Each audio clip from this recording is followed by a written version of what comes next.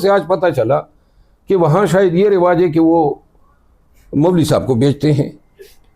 मतलब ये बात करते हुए सोचना भी तो चाहिए, क्या बात कर रहे हैं, इतनी दाढ़ी सजा के और इतना मामा बांध के आप जाहिलो जैसी बात करते हैं।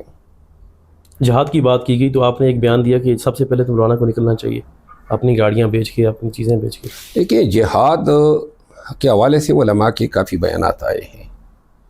जिहाद की ज़िम्मेदारी जो है वो रियासतों की है, और जिहाद एक जारी अमल है जो रोज़े महशर तक जारी रहेगा। लेकिन ये इस तरह इसको चंद अफराद के ज़बान पे तो नहीं जोड़ा जा सकता कि वो जनाब बताएं। और अब फ़लस्तीन में जो मज़ालिम हो रहे हैं ये आज तो नहीं हो रहे हैं ना, ये तो 1.25 साल 1.5 साल हो गया है। तो जिहाद तो उस वक्त से अगर करनी है, लेकिन बहरहाल ये